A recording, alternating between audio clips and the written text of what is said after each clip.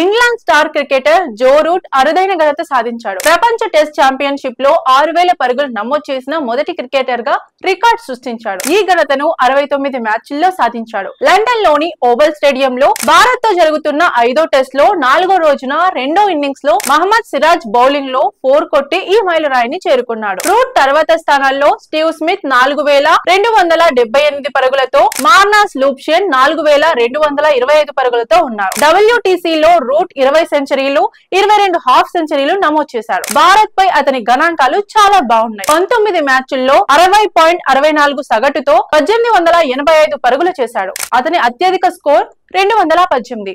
భారత్ తో జరుగుతున్న series test cricket లో అత్యధిక క్యాచ్లు పట్టిన ఫీల్డర్ గా రూట్ మరో రికార్డ్ సృష్టించాడు. 5వ టెస్ట్ 4వ రోజు ఇంగ్లాండ్ పట్టు సాధించింది. భారత బౌలర్ల నుంచి మంచి ప్రారంభం ఇచ్చినప్పటికీ జో రూట్, హ్యారీ బ్రూక్ ల అద్భుతమైన భాగస్వామ్యంతో మ్యాచ్ ను తమ వైపు తిప్పుకున్నారు. జో రూట్ 98, హ్యారీ బ్రూక్ 111 పరుగులతో భారత బౌలర్లను సమర్థవంతంగా ఎదుర్కొన్నారు. హ్యారీ బ్రూక్ కేవలం 91 బంతుల్లో సెంచరీ పూర్తి చేసి దూకుడుగా ఆడాడు. రూట్ నిలకడగా ఆడుతూ సెంచరీకి చేరువయ్యాడు. వీరిద్దరూ కలిసి దాదాపు 200 పరుగుల భాగస్వామ్యాన్ని నెలకొల్పారు.